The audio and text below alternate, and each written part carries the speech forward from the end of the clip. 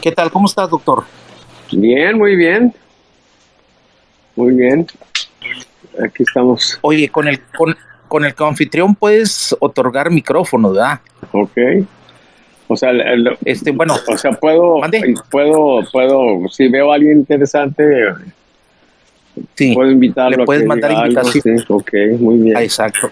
Puedes mandar invitación. Ahora, si no sabes ahorita cómo, en el transcurso vas aprendiendo, no hay problema, Ok. ¿verdad? O sea, pero ahorita tú ya tienes pues el control, vamos a decir. ¿Quiénes irán a No venir de sé, la mesa grillera? no sé. Bueno, me dijo, Lomas fue el único que me dijo que iba a conectarse. Los A demás mí no sé si sean lo suficientemente modernos. el que me siguió fue ¿cómo se llama? El del pan. El otro, el Ledesma. Él me Ok, siguió cuando vio muy bien. lo del espacio, Sí, sí, entonces sí. él tiene Twitter. Ajá. Mira, ya tenemos a un oyente aquí. Pregúntale quién Sí, es. ahorita van a estar llegando, déjame mandarle el micrófono. Ajá. A ver, vamos a ver si quiere tomar el micrófono. Bueno, ¿y qué hay de novedades, doctor? Pues mira, no sé cómo operar. eh, Tal vez esperar si es que llegan un poquito más de personas. Pues es la primera vez, a lo mejor no vamos a tener mucha gente. Pero yo pienso que un poco la estructura que tenemos en la mesa grillera, pues deberíamos de implementarla aquí y empezar pues mostrando los resultados que tenemos de la medición de ayer, eh, y luego pues ya abrir la discusión. Ándale, Eh, yo había pensado igual, o sea, ok, hacer darle un tiempo a lo que es la mesa grillera, más o menos, sí, algo parecido, vamos a ajá, decir, ajá, y luego ya abrir. sí. Y bueno, está bien. La otra cosa es, Ahora, si siguiéramos la idea de la mesa, también un poco dejar en un contexto pues, democrático y un poco también como se hace en la mesa grillera, como pues un privilegio, si le podemos llamar así, de los que se conectan temprano, de definir sí, la agenda. O sea, no decir ándale. nosotros estos son los tres temas, sino Ujú. decir, bueno, pues entre los que estamos ahorita, digamos que los primeros 15 minutos de aquí a las 8:15, a las 8:15, Sí, por ejemplo, podríamos decir, eh, vamos, estos son los temas, ¿sí? Este, y, y sobre esos temas ya nos movemos. Los que entren más tarde, pues tendrán que sujetarse a los temas que se definieron por los que llegaron temprano, ¿sí? Ya tenemos a sí. Avi también. Aquí la cosa es que pues no sabemos quiénes son. A mí me gustaría mucho, por ejemplo, que tanto L-A y Avi pues nos dijeran quiénes son, de dónde nos escuchan. ¿Hay forma de que tú les pidas que nos comenten? Sí, bueno, les estoy mandando el micrófono, pero pues no, No no lo no lo agarran agarran, ahorita. o a lo mejor No no lo tienen agarran. interés en hablar. Sí, quieren escuchar un Ok, poco más, bueno, yo creo. está bien eso. Pero ahorita llega gente Gente más, bien más, más rollera. vocal, dices tú. Sí, por ejemplo, te mandó saludar el Yomero, el Cadillo, no sé si lo has visto ahí, es de Monterrey. Ajá. Es el chef, es chef y Ujú. es psicólogo, algo así. Ah, sí, mira. Él te mandó saludar Ok. ¿cómo se llama? El exgobernador Sócrates Rizo y Rizzo, así. sí, sí, mi amigo, sí. Por eso él te mandó saludar de alguna manera. Si él llega, olvídate, no, pues un rollo tremendo. Ok, muy bien, está bueno. O sea, él con la cuenta de psicólogo tiene como 300,000 seguidores. Ok, Y en la cuenta política no pasa de 4,000. O sea, por más que le pues, busque. pues está más identificado como psicólogo, pues. Sí. Sí, bueno, él sale en la televisión también de ahí de Monterrey. Ah, Yo lo descubrí por la voz, fíjate. ujú, O sea, él se maneja con la cuenta de psicólogo ajá, y anónimamente con la otra. ok, Pero la voz, una vez estaba viendo yo un programa de Monterrey, dije, ajá, caray, ese es el mero. Y mira, luego ya le pregunté y él participa en segmentos de psicología y mira, así, ¿verdad? padre, interesante, No sé su nombre, ajá, pero sí. así se llama acá el psicólogo. Pues mira, Bueno, en lo que va llegando gente, pues nos están escuchando. ¿Qué temas te parece que son interesantes? ¿Ya se fue alguien? sí, Sí, esto es normal, unos entran, otros salen. bueno, mira, yo así de entrada eh, creo que puede ser, o sea, hay muchos temas, pero hay temas de fondo. Por ejemplo, la gente se anda entreteniendo con que, pues no sé, con temas así secundarios, vamos a decir, pero el tema de fondo es que si llega a ganar López Obrador o Morena, pues se viene el plan C, como lo has dicho tú. Ok, esa es Entonces, una posibilidad. para mí ese es un tema de fondo porque pues nos estamos jugando pues no sé, la permanencia como país democrático, pero a solo que lo esté viendo yo muy alarmista, pero hijo de su sí la veo difícil, No, pues no como sé un qué opinas tú. riesgo, ahí está, claro. Pero si nos vamos a la historia, pues un riesgo que también está ahí claro es el riesgo de que el nuevo presidente haga un viraje. Sí, ya una vez que les ponen la bandita ahí, como que de repente pasan cosas extrañas. Este, y, y pues no, vamos, a nivel de certezas, en estas cosas no podemos movernos, ¿sí? Por supuesto que eso no evita que tengamos ilusiones o que tengamos temores también, pero, pero bueno, pues esa es la situación. Yo creo que, pues sí, eso es un tema interesante, pues al rato ya comentaremos lo que podemos pensar de esa situación. Pero entonces, ¿cómo lo escribiríamos? Ese tema, dices tú, el riesgo del plan C, así sería como lo Bueno, nombraríamos el tema. hoy escribió Carlos Bravo Regidor, es pues un comentarista nacional, vamos a decir, Ajá. sobre eso precisamente. O sea, él decía, es cierto que te lo mandé por el privado, a lo mejor no lo viste. Ah, Él plantea que es cierto que Claudia Sheinbaum va adelante, uh-huh. pero a base de muchas trampas. Entonces, de meter dinero, de meter los espectaculares y todo eso. Entonces él dice que no tenemos por qué normalizar eso. O sea, si hemos estado luchando mucho tiempo, ¿por qué van a quebrar la ley? Es algo que yo de lo que he manejado más o menos, pero pues él me lo confirma de manera amplia. O sea, hace todo Sí, pero un la ley ya artículo. la quebraron y el TRIFE ya normalizó que violaran la ley. Sí, O sea, así ajustó la es. ley al Sí, activismo que traían ellos. ajá. Entonces, pues yo creo pues que lo que podemos esperar es que sigan rebasando, que de hecho Bueno, mira, todos sigan rebasando oye, el marco legal. bueno, el tema entonces que te lo propongo, a ver qué dices, es la debilidad del árbitro electoral para, para meter orden en la contienda, porque tanto el PRI como, digo, el INE como el tribunal, pues fueron muy laxos para darle para que Morena siguiera haciendo todas las tropelías. Bueno, en fin, ahí está más o menos la idea, ¿no? Sí.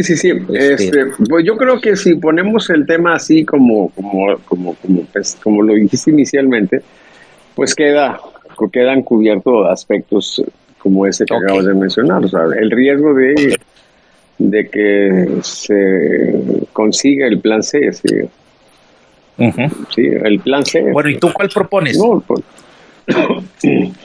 pues mira, pues déjame primero anotar este tema, ¿sí? Ok.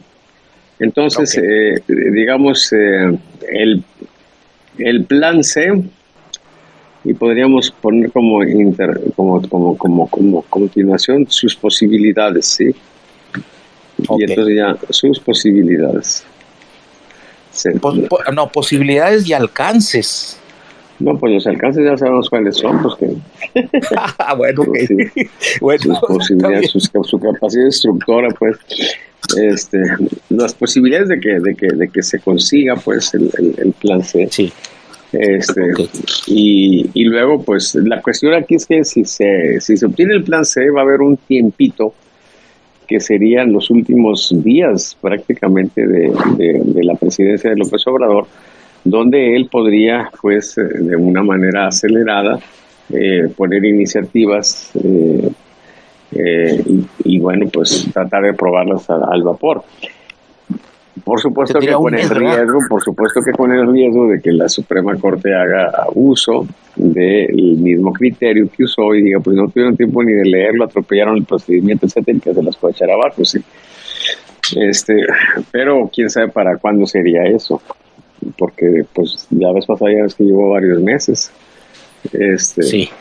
Pero bueno, ok, entonces vamos a decir que ese es el primer tema, si el plan C, sus posibilidades.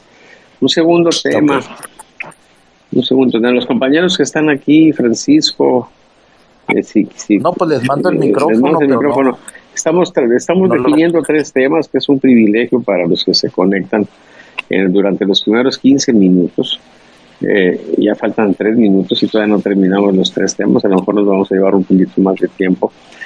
Y luego ya empezamos la reunión en el orden en que, pues, más o menos tenemos definidas las cosas en la mesa grillera. La mesa grillera presencial, sí, que tienen muchos años. Y entonces vamos a empezar mostrando o comentando rápidamente las cosas que pasaron durante, durante este día, o ayer que medimos, podemos decir durante esta semana. Y luego ya entramos en los temas. El primer tema ya quedó definido, el plan C, sus posibilidades. Yo creo que un tema importante es la forma en que Xochitl está manejando la situación, ¿sí? Eh, Podríamos llamar al tema, yo llamaría al tema, pues, la situación de Xochitl, para no calificarla como drama o como alguna cosa, simplemente la situación de Xochitl, o sea, en qué situación está, ¿verdad? Ok. Porque es el personaje central. Y claro, por supuesto que al hablar de ella, pues bueno, inevitablemente vamos por contraste a hablar de la situación de Sheinbaum, este, Ajá. la situación de Xochitl. Y Y un tema de Nuevo León, como ustedes lo meten casi siempre. no, pero esta mesa grillera ya se salió de Nuevo León, compañero. Ya desbordamos el ámbito de Nuevo León. Ok. Yo creo que para que sea interés de la gente que llegue de todo el país, pues, salvo que haya una crisis en un estado que tenga repercusión nacional, pues, pues sí. Pero en términos generales yo creo que tenemos que tener la idea, pues, más en el ámbito nacional, sí. Sí. Oye, Salvador, por cierto, se está grabando el Space y entonces mucha gente puede entrar después, ¿verdad? Bueno, por eso Si no entran. vamos definiendo el tercer Ajá. tema y ya empezamos a controlar. Okay. A lo mejor nada más tú y yo vamos a platicar. Bueno, pues echamos tú y yo una plática aquí más o menos sabrosa. Sí, es el primer round de sombra de los Spaces de la mesa grillera. Claro, muy bien. Ok. Entonces tenemos ya 2 temas. El tercer tema, ¿cuál sería el tercer tema? La guerra de encuestas. La guerra, pues sí, la guerra de las encuestas. La guerra de las encuestas, ese es buen tema. La guerra, que ni siquiera es una guerra de las encuestas, pero bueno, pero vamos a ponerle así. ¿Te parece? Entrecomillamos la palabra guerra y entonces ya queda más flexibilizado el concepto, la guerra de las encuestas. Ok. Bueno, ya están los 3 temas. Muy bien. Ok, pues entonces, ¿qué fue lo que observamos en la medición que tuvimos el lunes? Sí. Okay. Salvo que tengas alguna otra cosa que comentar. No, adelante, doctor Richard. Bueno, pues en las exposiciones que tengo, una selección de gráficas Pero yo creo que aquí que tenemos un poquito más de tiempo, vale la pena que haga yo un recorrido más amplio sobre todas las cosas que nosotros tenemos en el reporte. Y yo creo que es interesante decir, y quizá lo vayamos a tener que decir cada vez que presentemos esto, porque siempre habrá gente nueva o a la que valdrá la pena recordarle, que el propósito de estas mediciones pues es tener una forma continuada de ir viendo cómo se va dando la evolución en las opiniones de la gente con respecto al tema político, por supuesto. Y para ello, desde 1997, cuando pues ya se empezaban a ver algunas cosas extrañas con respecto a las encuestas, nosotros fuimos desarrollando una manera diferente de medir la opinión pública que llamamos monitoreos, y luego le desarrollamos una forma adicional de ver la evolución de la fuerza de cada uno de los sectores políticos, y a eso lo llevamos carta de navegación política. Y entonces pues quedó registrado ahí con derecho de autor. Le pusimos pues mi nombre, sí, por eso nos referimos a eso como los monitoreos y cartas de navegación política de SABA, que son mis iniciales. Y entonces nosotros, pues como es una tecnología nueva, o relativamente nueva, tiene ya 30 años, ¿o cuánto? Desde el 97, no, desde el 90 y, ¿qué fue? Desde el 93 empecé con eso, pues sí, 93, ya son 30 años. Tenemos 30 años con esto, y bueno, pues las instituciones siguen con las encuestas, las universidades siguen con las encuestas.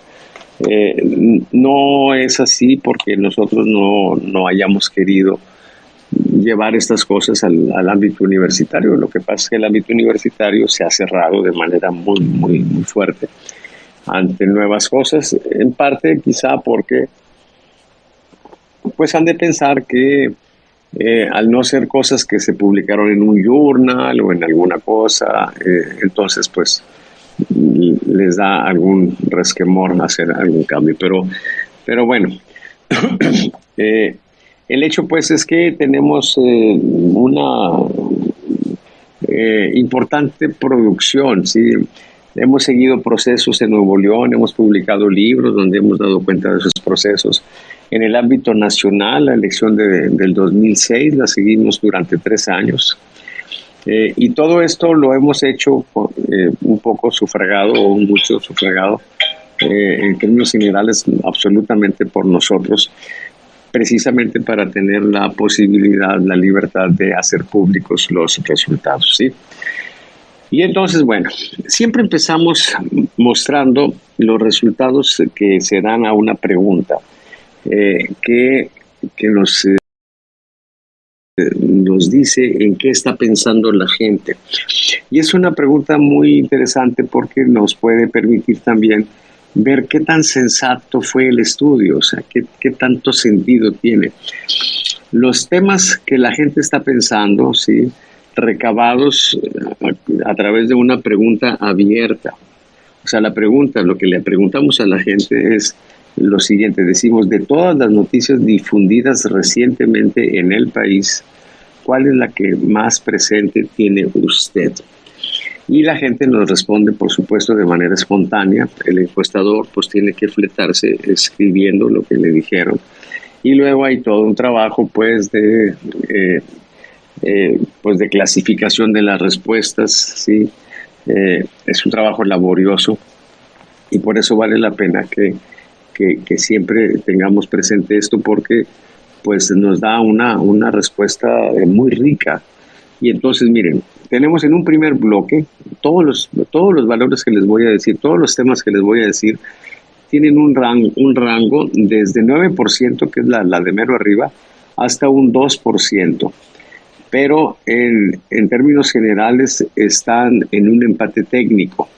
O sea, cuando sumamos y restamos los márgenes de error, pues queda englobado eso en un empate técnico. Y entonces, pues, es claro que las que estén más pegaditas, pues van a tener un empate técnico más pleno, y ya las últimas que les dé, pues son empates declarados de manera un poco rigurosa.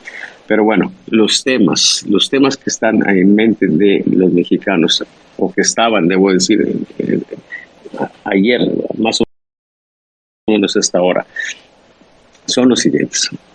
La guerra de Israel. Es interesante también cómo la gente verbaliza las cosas, ¿sí?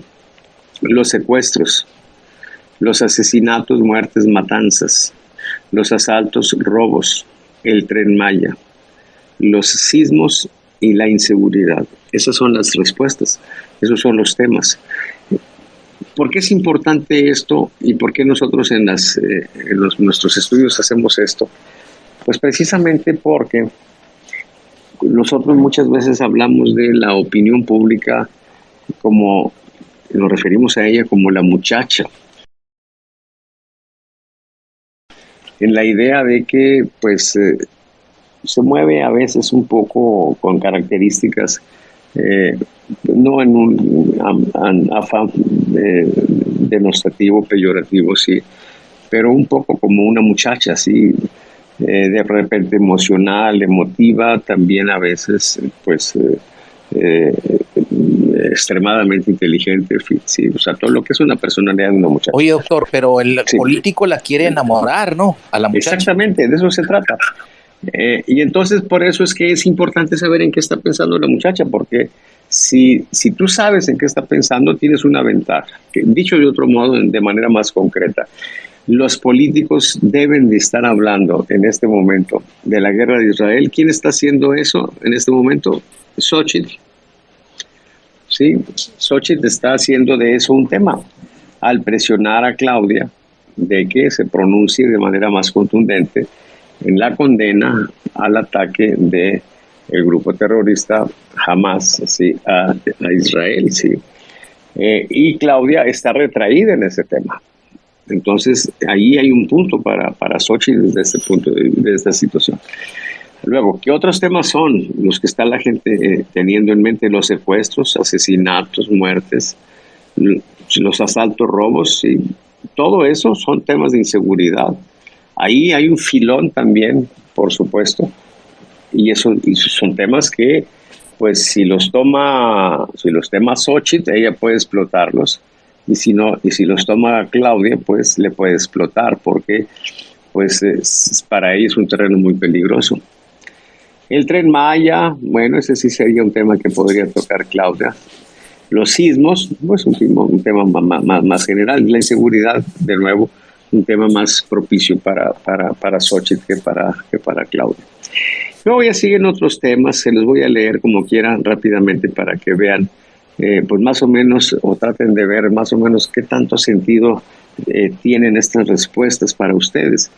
En la quema de automóviles, yo no sé en qué momento quemaron automóviles, los feminicidios, las balaceras, la falta de agua, los accidentes viales. El presidente envió 2 aviones para ayudar a mexicanos en Israel, los precios altos, la corrupción de ministros y gobierno, la visita del gobernador, las bajas ventas, las mañaneras y las próximas elecciones a la presidencia. Bueno, esas son las cosas que tenemos aquí. Hay más temas, ¿sí? Es más, déjenme decírselos de una vez. Las lluvias, mala organización con las obras de vialidad, la delincuencia, las personas que amanecieron en hieleras en diferentes municipios, tal vez algunos de ustedes sí sepan a qué se refiere esta respuesta, la violencia, los migrantes, la delincuencia organizada.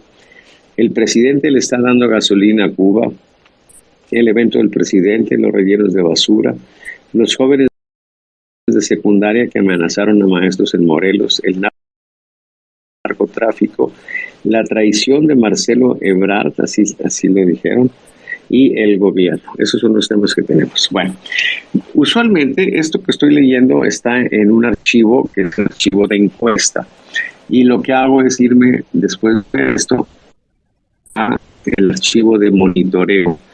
para detenerme en las cosas que son relevantes, y aquí me voy a ir rapidito, eh, deteniéndome en donde haya habido una variación significativa. Significativa en este contexto nos referimos a que el dato que obtengamos se salga de este contexto, se llaman límites de control. O sea, siempre los datos van a ser a veces un poquito más arriba, un poquito más abajo, pero la idea con esta metodología que tenemos es tener una precisión con respecto a qué tanto es tantito, o sea, a partir de qué nivel, sí, ya lo que estamos obteniendo no es despreciable, ya se hace relevante. En estadística el término que usamos es significativo, ya sea en un sentido o en otro, o sea, ya sea porque sea un valor alto, ya sea porque sea un valor bajo.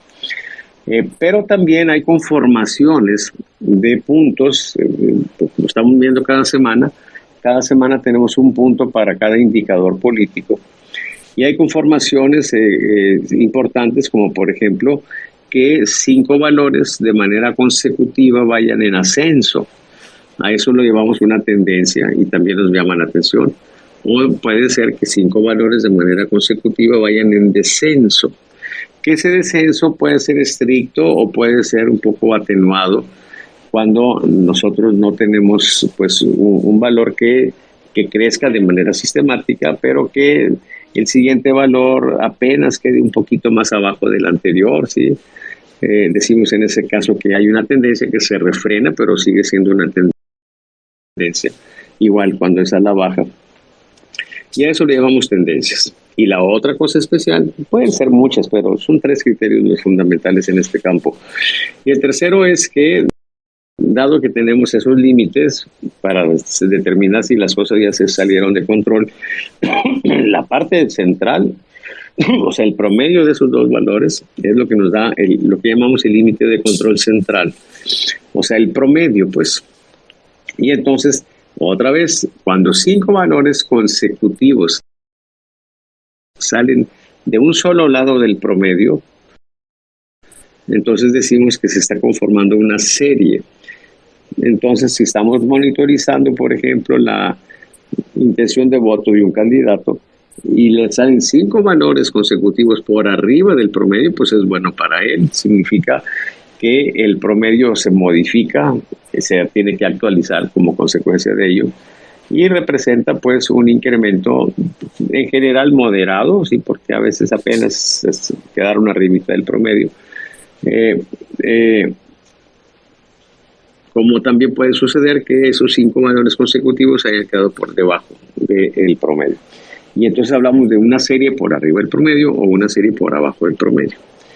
Bueno, con esas explicaciones voy a estar viendo aquí el reporte y les voy a ir diciendo también qué variables estamos midiendo y voy a hacer algún comentario si es que eso es relevante. Miren, esta primera pregunta dice, ¿tiene usted acceso a Internet? Esta es una pregunta de control que normalmente hacemos para saber si no hubo alguna cosa extraña en la muestra y que nos permita, pues, de algún modo, pues, hasta juzgar la posibilidad de repetirla porque sea extraña. Porque esta es una variable que en general no tiene por qué moverse. Sin embargo, pues la pandemia nos movió esta variable porque es claro que el trabajo en casa hizo que más personas tuvieran necesidad de tener el servicio de Internet. Y ahora justamente es lo que sucedió porque se conformó una serie, ahora hay 5 puntos arriba del promedio. Miren, teníamos nosotros hasta hoy un nivel medio de 82.4% de mexicanos con servicio de Internet. Ahora va a subir un poquito, falta que actualicemos esto, que hagamos las operaciones, pero yo creo que va a andar por ahí del 84, 85%. Y entonces cuando sucede una cosa como esa, nosotros tenemos algo que llamamos hipocentro y entonces nos asomamos a ver qué tipo de gente fue la que hizo que subiera el número de personas que usan Internet. Y entonces lo que tenemos es que son gente que está en el Estado de México, gente que trabaja fuera de casa, lo cual es muy lógico, pues la gente que trabaja fuera de casa y de repente se va a trabajar a su casa, ¿sí?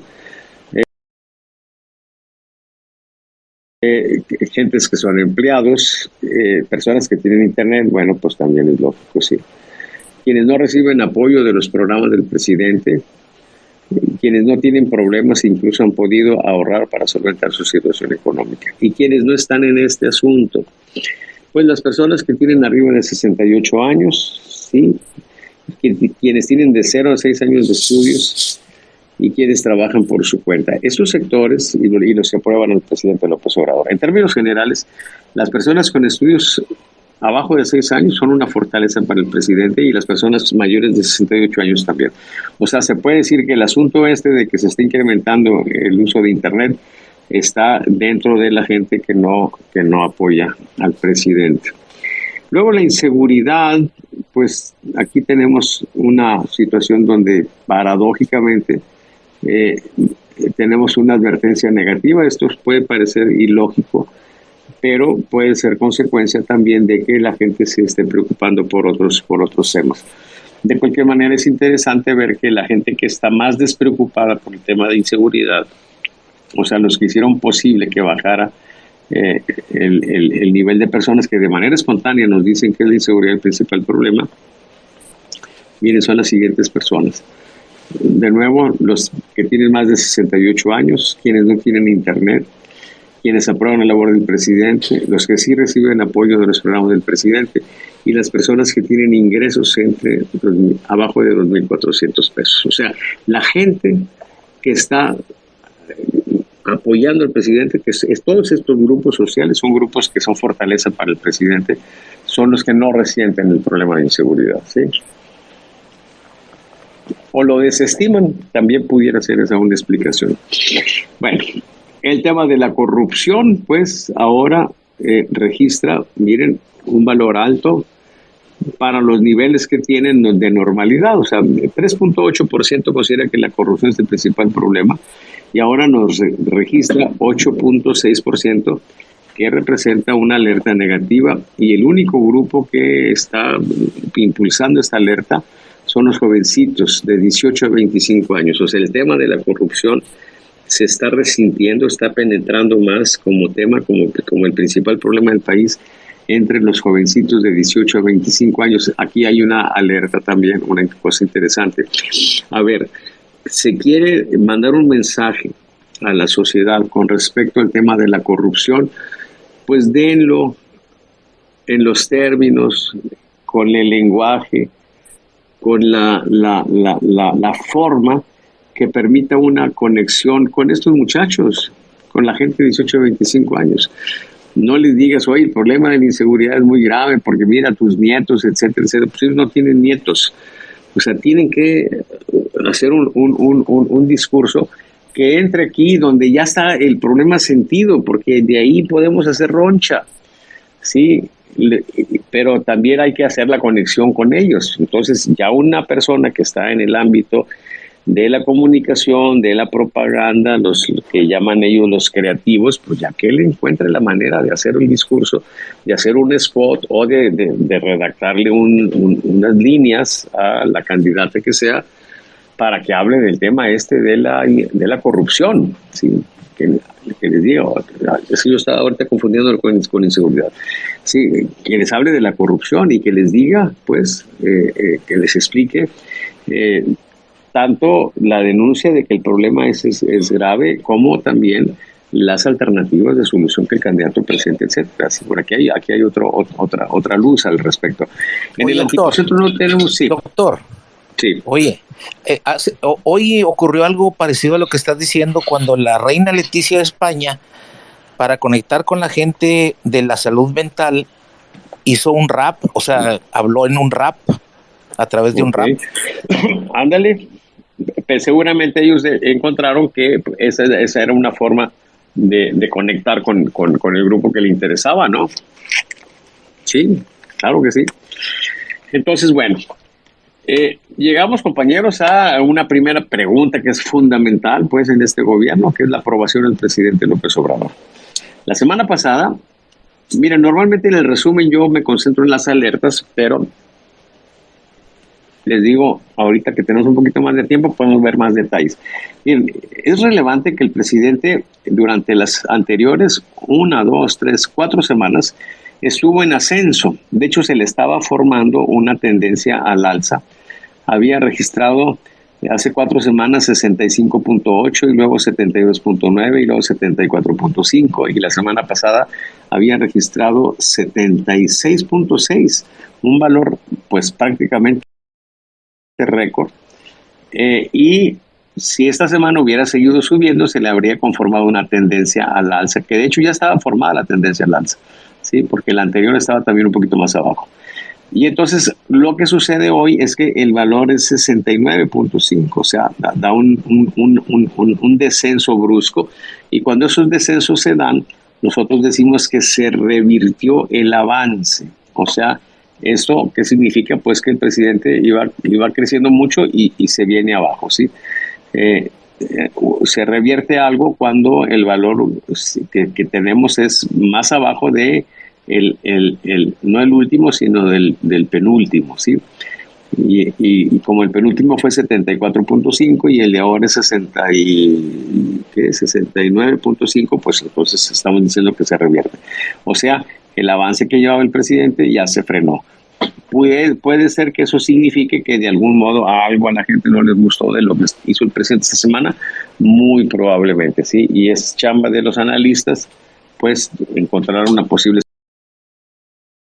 explicación. Si alguien quiere hacer algo para pegarle al presidente López Obrador, bueno, pues debe de buscar cuál es la razón y buscar pegarle por ese lado. La desaprobación se ve estable, la calificación promedio se acerca a la advertencia negativa, ¿sí? No llega a la línea de advertencia negativa, pero es interesante decir que lo último que podríamos decir con este dato es que el presidente le ha ido bien hoy en el tema de la calificación. El porcentaje de calificaciones bajas se ve estable, también el porcentaje de calificaciones altas. Llegamos a otros indicadores que son muy interesantes, que son las que tienen que ver con identificación partidista. Miren, la pregunta se hace en los siguientes términos. Dice, hoy en día las opciones políticas están representadas por los partidos y por alternativas independientes. ¿Con cuál de las siguientes opciones se siente usted más identificado? Y resulta que, la gente que nos da una respuesta, por ejemplo, la gente que nos dice, yo me siento más identificado con el PRI, pues son fans del PRI. Y aquí tengo un monitoreo, sí, lo relevante pues son los últimos datos, se ve estable y el nivel medio es de 4.4%. ¿Qué quiere decir esto? Pues que en México tenemos más o menos aproximadamente 4.4 millones de mexicanos que creen en el PRI, ¿sí? Que están apoyándolo, que se identifican. Esto es más que intención de voto. O sea, esto es identificación, es una variable muy fuerte. Y entonces, bueno, tenemos que el PRI se mueve de manera estable, el valor que se registró anoche fue de 3.5% y no tiene cambios significativos. En el caso del PAN, lo que tenemos también es una estabilidad, miren, y curiosamente también registra 3.5, pero el nivel medio que tiene el PAN es de 5.2%, muy parecido al del PRI, ligeramente superior, pero en la encuesta esto lo vamos a tener un poco más precisado. Por otra parte, Movimiento Ciudadano tiene un nivel medio de 1.3 y no registra variaciones importantes. Morena, fíjense, en identificación partidista, Morena tiene 37.2, es una barbaridad. Sí, hay que ver que Morena, como todos los partidos que están en el poder, disfrutan de lo que nosotros, o yo durante muchos años, me he referido como el bono de la miseria. ¿Por qué bono de la miseria? Porque la gente que está en la miseria, ¿sí? O sea, la gente que está en la condición más desesperada, tiende a aprobar a todos. ¿Sí? No importa, a veces tenemos estudios donde pues están gobernados en un estado por un partido, en la presidencia por otro, en el municipio por otro, y le preguntamos a la gente, ¿apoya al presidente? Nos dice que sí, el gobernador también y el alcalde también, aprueban a todos. Como que de algún modo la gente que está en una condición de marginación entiende pues que lo más seguro para ellos, ya tienen todos los problemas del mundo como para andar buscando nuevos problemas y tienden a dar la respuesta afirmativa, tienden a aprobar.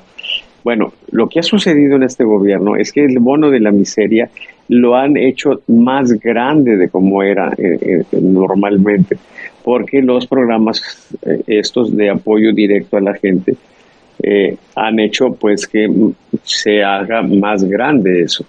Y eso es lo que explica la gran paradoja de que a pesar de que los números son tan espectaculares en favor de Morena, en los eventos que hemos tenido, sin ir tan lejos, la elección del 21, pues prácticamente quedaron parejas las votaciones para la oposición y para los partidos y Morena, pues en la alianza que ellos constituyen. ¿Por qué quedaron parejos? Pues porque está inflada la estimación que tiene Morena, eso tenemos que decirlo, pero tenemos que decir el número que sale, porque finalmente ese número corresponde a la población y es lo que estamos estudiando. Que a la hora de ir a votar, ese tipo de sectores sociales que están siendo el soporte fundamental de Morena, no vayan a votar porque tradicionalmente no van a votar, porque son gente que no tienen esa motivación, o sea, están en la base de la pirámide de Maslow. Sus motivaciones son respirar y comer, ¿sí? Y otra cosa, sí, más, pero no tienen entre sus motivaciones las cosas complicadas, complejas de la política. Ellos están pensando en qué van a comer. Y entonces tenemos esa situación. Por eso el número es así de inflado. ¿Y cómo se ve Morena? Pues también se ve estable. ¿Sí? No hay variaciones interesantes. Las alternativas independientes prácticamente no existen. El PRD tampoco. De hecho, tiene un nivel medio de 0.6. La indecisión también se ve estable. El rechazo a todos también se ve estable. El interés en la política es otra pregunta que tenemos aquí muy interesante, porque resulta que es la forma en la que nos podemos más o menos aproximar a qué tanto va a tener de afluencia a las urnas. Y miren, el valor que hoy tenemos de este día fue 49%, que es exactamente el nivel medio. O sea, si hoy fueran las elecciones, ¿qué esperaríamos? Pues una situación prácticamente idéntica a la que ocurrió en el Estado de México, que fueron a votar 49% de los mexiquenses, ¿sí?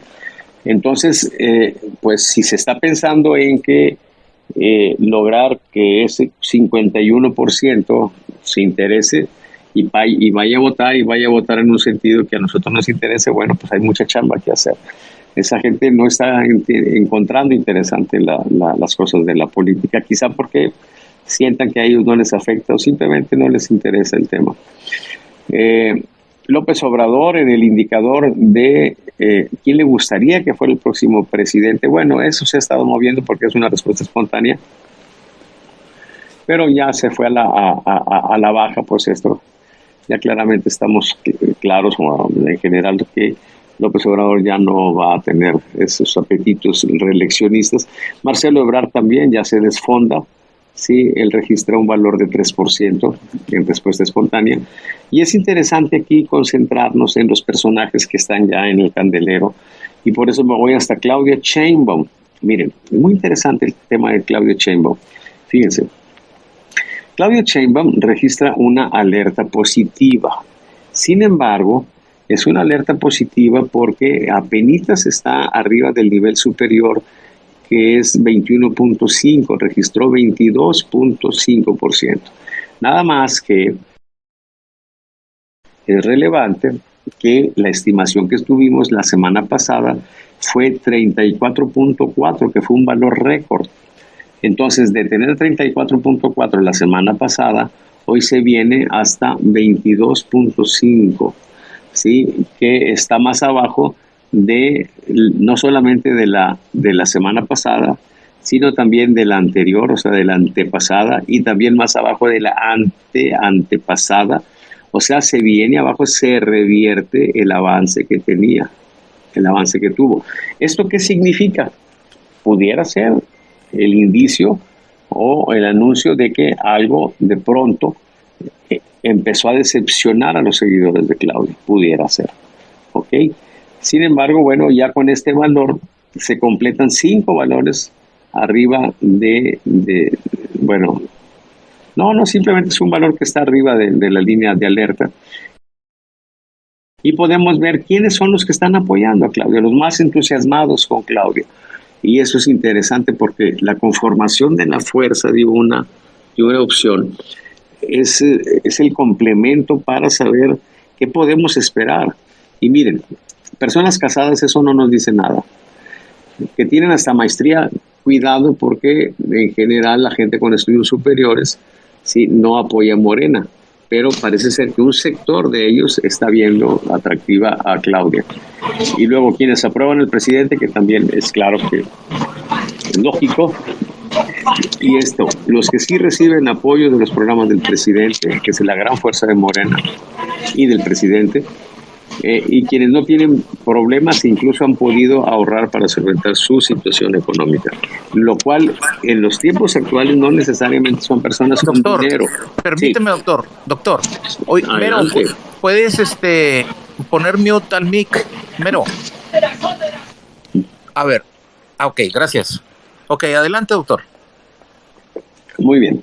Entonces, pues, salvo este asunto de la gente que tiene hasta maestría, sí, que es un sector pequeño, es más grande el grupo de los que tienen estudios arriba de 15 años, es un grupo un poco más grande, pues ya por lo menos se empieza a ver una situación interesante. Ahora, ¿quiénes no apoyan a Claudia? No, vamos, ¿quiénes son los que no están así de entusiasmados? Personas de 51 a 67 años son los que algunos conocen como los baby boomers, que no son ni solteros ni casados, que eso no nos dice mucho. Y miren, quienes tienen hasta primaria, pues hay sectores de los que están marginados, que no están ahí simplemente metidos, los que desaprobaron al presidente, lo cual es muy claro, y los que no reciben apoyo de los programas del presidente. Xochitl Gálvez. A ver, Xochitl Gálvez, miren, es interesante que ella, cuando empieza esto, déjenme decirles la fecha, miren, en abril 24, Xochitl todavía no existía. Y luego de repente, en mayo, empieza un poco a letear, pero vuelve otra vez a los ceros. Y ya en junio, por ahí de junio, del 19 de junio, empezó a darse el fenómeno de que empieza a registrar, luego vuelve a registrar, y luego agarra un pico de 4.7%, luego tiene una caída, y luego tiene un valor máximo, ¿sí?, que nos llevó hasta un valor de, que es esto como 9.6%. Sí, ese fue, y eso les voy a decir cuándo fue, en julio 17, por ahí tuvo el pico más o menos, julio 17, julio 24, por ahí. Y ahí fue donde se habló del fenómeno Xochitl. De hecho, en esas fechas, los valores de ella entraron en empate técnico con los valores que estaba teniendo Claudia Sheinbaum y con los que estaba teniendo también Marcelo Ebrard. Ahí se dio la gran ilusión, pero luego de pronto el siguiente valor empieza a caer, ¿sí? Por supuesto que estamos hablando de las consecuencias de la andanada en contra del presidente, de los ataques por cuestiones supuestamente de corrupción con su empresa, por cuestiones de lo del título, por lo que ustedes quieran. Sí, por supuesto que ha recibido candela, ¿sí? Y entonces el fenómeno que estaba siendo muy amenazante, de pronto se desinfla, ¿sí? Y entonces viene y cae acá en valores de 3.9. Oye, doctor, y ahora, sí. Doctor, por la forma en que fue puesta como candidata, ¿también le afectó? Yo creo, Espira, tienes mucha razón. Yo creo que eso fue una gran decepción, porque se tenía la ilusión de llegar sobre todo, ya no digamos a la encuesta como quiera. Había mucha ilusión de los que se dieron la tarea de registrarse, a veces con muchas dificultades porque el sistema no estaba muy bien, pero finalmente se lograron registrar un buen número de personas y ellos estaban convocados a las urnas para mostrar su apoyo a alguien, ¿sí? Que pudo haber sido Xochitl, pudo haber sido Beatriz o algunos otros. Y entonces la manera tan desasiada con que simplemente obligaron a Beatriz a renunciar o bajarse de la contienda y dejar sola a Beatriz, yo creo que eso fue terrible. Y mira, hay un antecedente muy interesante. Aquí en Nuevo León, durante muchos años tuvimos un bipartidismo, ¿sí? Y hubo una elección que fue ganada por Rodrigo Medina, donde el candidato que se estaba perfilando de manera clara por parte del PAN era Fernando Elizondo, hijo de un exgobernador, ¿sí? Y que ya había sido gobernador interino, sí, cuando había estado Canales aquí y se había ido a ocupar la Secretaría de Economía. Entonces, un personaje, pues, importante. Y él tenía una ventaja, pero abismal, con respecto a Rodrigo Medina.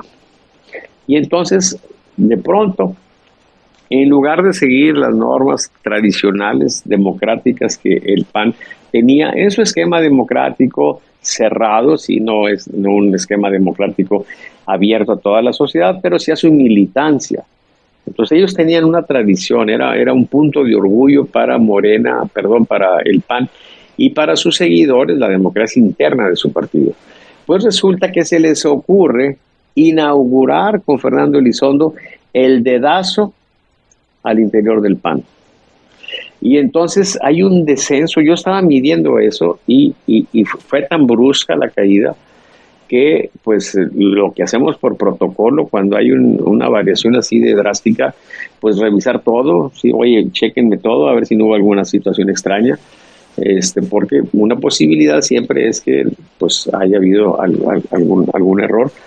Ya se descartó eso, bueno, pues entonces pues vamos a ir con expertos a preguntarles pues qué tan lógico les parece eso que está pasando. Y entonces, bueno, pues caemos en la cuenta de que lo razonable, lo que razonablemente explicaba esa variación, pues fue la decepción de los seguidores del PAN. Fue una situación interesante porque hubo encuestas previas donde teníamos valores similares nosotros y los que estaba publicando en aquella por el norte. Y luego vuelven a coincidir con el siguiente valor. El norte, que normalmente ha sido afín al PAN, dejó de publicar los resultados previos y empezó a seguir la historia a partir de la nueva situación para que no se viera esa caída drástica, porque daba un mensaje muy adverso al PAN, pero sí, es cierto. Yo tengo razones sobradas para pensar que eso le generó un gran daño a Xochitl. Total que para decirles cómo están las cosas, el valor de hoy fue 6%, el nivel medio que tiene ella es de 5.6% y está en una condición de estabilidad. ¿Qué significa eso? Bueno, no se está deteriorando, no está perdiendo fans, pero tampoco está ganando fans, ¿ok? Bueno, Samuel García, pues que está interesado, hoy registra un 1%, sí, él está en niveles muy modestos. Me voy a brincar a Ricardo Monreal y otros que todavía aquí me aparecen. Miren, aquí tenemos una pregunta muy interesante que va creciendo. Dice, ¿usted o alguien de su familia recibe apoyo de alguno de los programas del presidente López Obrador? Bueno, miren, cuando empezó el gobierno, cuando empezamos nuestras mediciones, estamos hablando de febrero del 19, o a lo mejor este fue el febrero ya del 20, déjenme ver cuántos febreros tengo aquí. Miren, ahorita tengo octubre, me voy de atrás para adelante, aquí está otro octubre, aquí es un año, aquí hay otro octubre, son 2 años, aquí está otro octubre, son 3 años. Entonces esta pregunta la empecé a hacer más o menos por ahí del 21, ¿sí? Y entonces, bueno, cuando en el 21 empecé a ver esto que me empezó a llamar la atención, los valores que teníamos era de 30%. La pregunta, miren, es la siguiente. Dice, ¿usted o alguien de su familia recibe apoyo de alguno de los programas del presidente López Obrador? Entonces, les digo, hace 3 años y fracción andábamos en el 30%. Ahorita, compañeros, andamos en un nivel medio de 60%. Y hace 2 semanas registramos un valor récord de 72.8%. ¿Esto qué significa? Pues ni más ni menos que la manivela que usa el presidente para salir de sus crisis.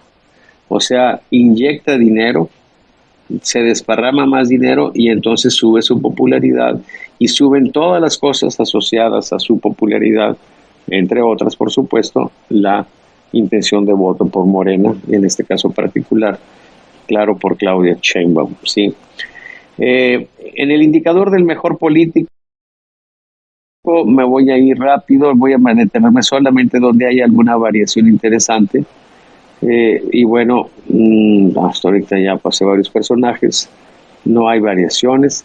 En el indicador de peor político, bueno, pues Peña Nieto como que ya tiene algunas semanas que está por arriba de su promedio, sí sigue afianzándose pues en su condición de peor político, es el líder en este indicador. En contrapartida, el presidente se viene abajo, sí, los últimos 5 puntos han estado por abajo de su nivel medio, que es 9.1. Y miren, déjenme decirle quiénes son los que no, los que consideran, los que hicieron que bajar el presidente en el indicador del peor político, los que lo ven muy bien, sí, los que lo ven maravilloso. Ahí les va. Son personas que tienen más de 68 años, personas que tienen hasta primaria, personas que lo aprueban, lo cual, bueno, pues es lógico. Personas que sí reciben apoyo de sus programas y personas que tienen ingresos de 2.400 a 5.000 pesos. Esto retrata la fortaleza fundamental del presidente, de Morena, y en mucho de Claudia. Es el talón de Aquiles de Claudia. ¿Por qué? 68 años, tienen hasta primaria, ¿sí? Y tienen ingresos de 2.400 a 5.000 pesos. Estos grupos, ¿qué tienen en común? Pues su tendencia grande a la abstención. Entonces son gente que sí, si le preguntamos, nos dice que lo apoyan, pero a la hora de pedirles que se movilicen a ir a emitir un voto, pues ya no tienen mucho interés en hacerlo, no está en su interés, ellos están en otra condición. Y es la gran fuerza que tiene el presidente. ¿Ok? ¿Quieren saber quiénes son los que no están entusiasmados y los que no están diciéndonos que efectivamente el presidente está muy lejos de ser el peor presidente? Bueno, pues aquí están los detractores del presidente. De 51 a 67 años, personas con más de 15 años de estudios, quienes tienen hasta licenciatura, ¿sí? Este es un grupo muy importante, compañeros. Normalmente hacia donde se mueve esta gente se mueve la elección, ¿sí? Quienes tienen hasta licenciatura, quienes desaprueban al presidente y quienes no reciben apoyo del presidente. Ok, por otra parte, bueno, en Carlos Salinas de Gortari no me voy a detener, en Felipe Jesús Calderón tampoco, Claudia Sheinbaum tampoco, en el peor político no hay movimientos, Samuel García tampoco tiene movimientos. Hay una pregunta interesante, preguntamos si se consideran felices. Los mexicanos nos vale madre todo, compañeros, somos un pueblo feliz, 95.5% nos dice que somos felices, que estamos felices, ¿sí? Y nos movemos en una condición de estabilidad. Bueno, hay una pregunta muy interesante porque tiene que ver con el partido Movimiento Ciudadano. Resulta que, déjenme decirles cuál fue la fecha, por ahí de septiembre 4, despuesito de septiembre 4, Luis Donaldo Colosio declaró que él definitivamente no tenía interés en participar en la presidencial.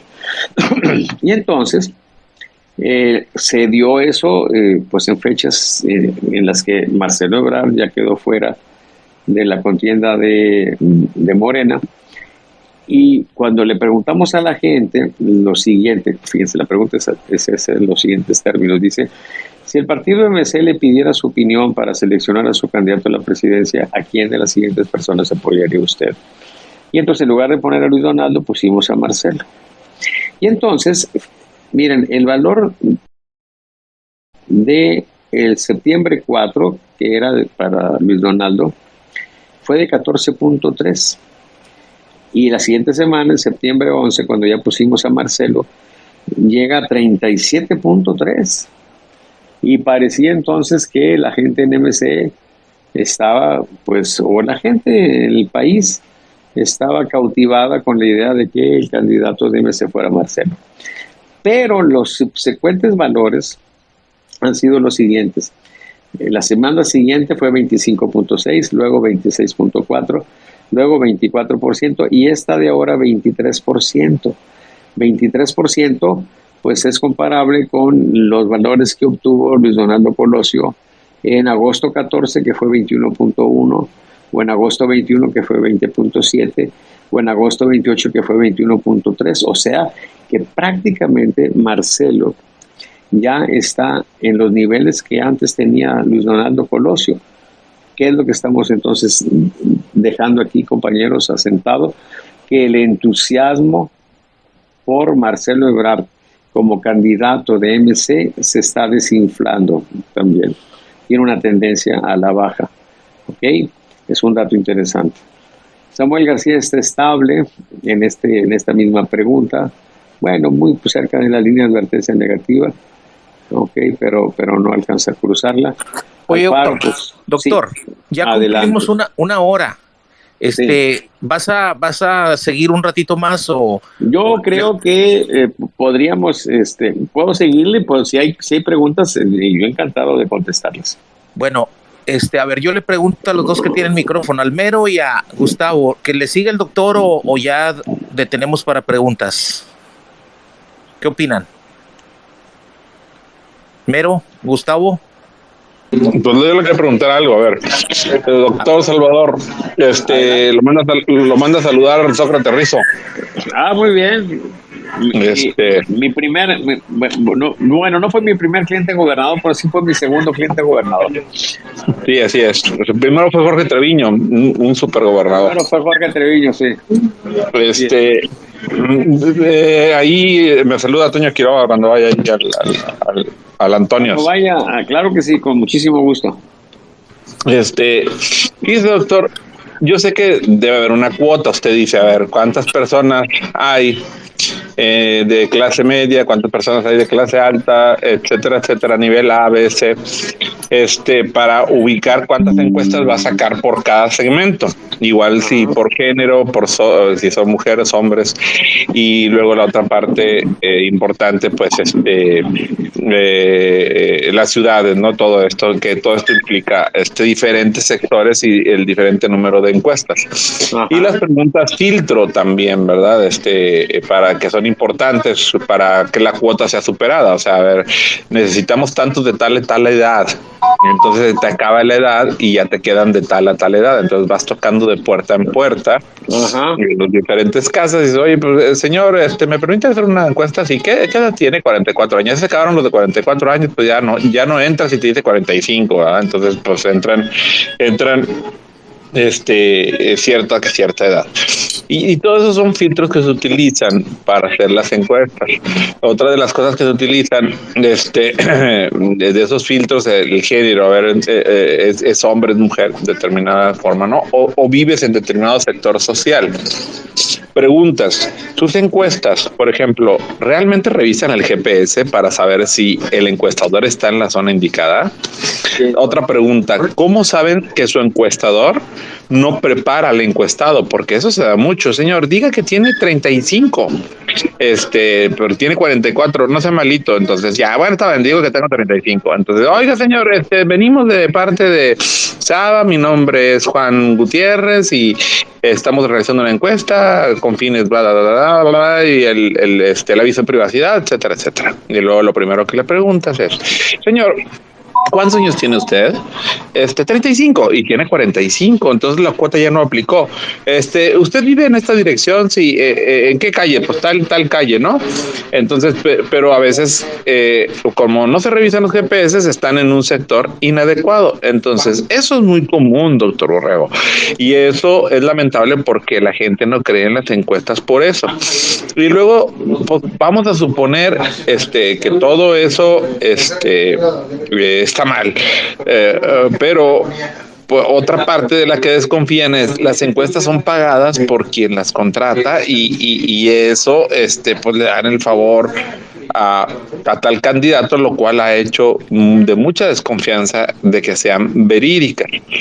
Por todas estas razones que le acabo de decir, por más candados que le pongamos, pues el encuestador va y prepara al encuestado y se acabó, porque carecen de supervisión a la hora de ir a hacer las encuestas, y tal vez también carecen de supervisión en escuchar en una selectiva más amplia el audio completo y cómo se contestó, si la contestación va de acuerdo al audio, etcétera, etcétera. A ver qué dice el doctor Romero. Entonces, toda esta parte que hemos dejado de creer, a ver, ¿cómo lo controla usted? ¿Cuáles son sus candados? Bueno, primero déjame decirte que has justamente descrito la forma en que no se deben de hacer las encuestas, ¿sí? Pero una forma que está muy difundida, eso que acabas de describir es lo que se conoce como muestreo por cuotas, ¿sí? En una idea que es válida, ¿sí? La idea de que el propósito de conseguir la representatividad de la muestra es que haya una situación de balance en los diferentes grupos, pues, que tenemos. El que inventó esa manera de muestrear se llamó George Gallup y se hizo famoso por esa manera de muestrear en 1936. Lo interesante es que pues él cuestionó la manera en que estaban haciendo las encuestas. Una revista muy famosa que nosotros aquí en México conocemos como Selecciones, que es el Reader Digest. Y ellos fueron los primeros, esa revista fue la primera que trató de adelantarse a los resultados de las elecciones presidenciales en Estados Unidos. Y entonces en el 36 Gallup les pone un baile porque cuestiona la manera en que estaban haciéndolo, porque decía que pues en aquella época las encuestas telefónicas pues eran en un grupo muy pequeño, gente que adinerada era la que en aquellos años tenían teléfono, pero aparte era la lista de propietarios de automóviles, que también era gente adinerada, y la lista de suscriptores a su revista, porque también era gente, en términos generales, pues con capacidad económica pues más o menos holgada.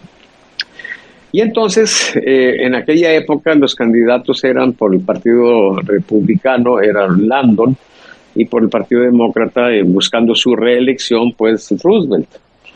Y la encuesta que tenía el Reader Digest decía que iba a ganar Landon de calle. Y resulta que viene la elección y pues Gallup decía que iba a hacer al revés, que iba a ganar Roosevelt, y fue precisamente el resultado que sale. Y entonces Gallup surge a la fama, y no solamente surge a la fama, sino que se extiende y llega a los libros de texto, y todavía lamentablemente está en los libros de texto, en las escuelas donde estudian mercadotecnia, donde estudian sociología y otras áreas, economía, etcétera, anda por ahí el muestreo de cuotas como una forma adecuada de medir. Aquí hay varias cosas que son muy interesantes. La pregunta es, a ver, ¿por qué si estaba mal el muestreo, como efectivamente estaba mal, en el 28, en el 32 la encuesta del Reader Digest sí acertó? ¿Y por qué también acertó en la de el 28? Si estaba mal, pues debió fallar también. Pues resulta que en el 36 hubo algo especial. O sea, la encuesta estaba mal, el marco muestral no era el adecuado, pero estaba permitiendo en las elecciones previas sí una predicción adecuada. ¿Por qué? Pues por una razón sencilla. La gente pobre, como ha ocurrido generalmente, no iba a votar. Entonces tú tomabas un marco muestral cargado hacia la gente que tenía una condición económica más favorable, pero que casualmente era la que iba a votar, y por eso los resultados fueron adecuados. El 36, ¿qué fue lo especial? Pues el 36 lo especial fue que la gente estaba agradecida con el presidente Roosevelt, la gente pobre estaba agradecida con el presidente Roosevelt, porque el New Deal estaba en su apogeo. Y entonces, en agradecimiento a su presidente, se vuelcan a las urnas, y será ese fenómeno. ¿Ok? Sin embargo, Gallup surge a la fama. La idea es una idea brillante, por supuesto, pero se empieza a dar otro fenómeno interesante en el contexto social, y es que el hecho de ser rico o de pertenecer a una raza o tener un cierto nivel de escolaridad, sí, que me daba esas cuotas, pues fue siendo cada vez más insuficiente para determinar el voto. Se empezó a hacer más compleja la sociedad. Ya no era lo mismo en el desarrollo que fue teniendo la sociedad norteamericana un negro adinerado que un negro pobre. ¿Sí? Y entonces lo que se va dando ahí es un fenómeno donde se va haciendo más complejo. Y entonces llegamos al 48. La gente habla mucho del 36, cuando surge a la fama el muestreo de cuotas, pero resulta que en el 48 fracasa Gallup. O sea, le duró el reinado realmente muy poquito. Sí, en términos comerciales, pues todavía ahí andan trabajando, pero en el 48 fracasa Gallup y surge otro tipo de muestreo, de la mano de un matemático, Paul Lazarsfeld, y de un sociólogo, Samuel Stoffer, y ellos son los que postulan el muestreo aleatorio. ¿Qué significa el muestreo aleatorio? Pues significa muchas cosas, pero una fundamental es que de algún modo lo que se busca en la idea de Gallup, ¿sí?, no se contradice, pero se lleva al extremo. O sea, el muestreo aleatorio te da en automático un balance bastante razonable de todas las cosas. O sea, si tú dices, a ver, yo quiero una persona que de esta raza, de este nivel económico, de esta escolaridad, de esta preferencia sexual, con este tipo de experiencias previas, etcétera, y tú dices, ese tipo de gente en la población me representa un 3%, en la muestra te va a salir aproximadamente un 3% en automático, si tú garantizas la aleatoriedad. ¿Ok? Y entonces, desde entonces, el muestreo regular es el muestreo aleatorio, ese es el que te da esa situación. Es un regalo que yo a veces se lo atribuyo a Dios. Si nos atenemos pues a Proverbios 16:33, cuando dice que las suertes, así se refiere en la Biblia a los dados, las suertes, dice, se pueden tirar en cualquier regazo, pero el resultado es voluntad enteramente de Dios. Entonces, nosotros en la época actual no andamos con ese tipo de cosas que acabas de describir, porque eso justamente lo que hace es ir en contra de la aleatoriedad. Y en el momento que tú empiezas a manipular y a decir tú ya no, porque ya tengo yo mi cuota, etcétera, ya le das en la torre a todo. Y eso explica mucho de las tragedias que tenemos con las encuestas, la manera inadecuada de implementar la aleatoriedad. Oiga, o sea, doctor, sí. El hecho de que sea aleatorio significa que con poca muestra puede tomar algunos resultados. Exactamente, o sea, mira, el tamaño de muestra no te va a quitar la representatividad. La aleatoriedad te da la representatividad independientemente de cuál sea el tamaño de muestra. Sí, digamos que una muestra modesta de 100 te da una estimación, de 150 te da una buena estimación y es representativa. Lo que sí hace es que el margen de error es más amplio. Sí, por eso tú buscas normalmente encuestas que tengan un tamaño de 400, porque ya ahí el margen de error, pues cuando mucho se te va a ir a 5% como máximo, un poquito más abajo en general, sí, de 5%. Y te mueves en tamaños de muestra para encuesta, pues que va desde 400 a, digamos que a nivel nacional, pues hasta 1200, y 1200 es un muy buen tamaño de muestra. Pero para responder pues a la pregunta específica, ese es el punto.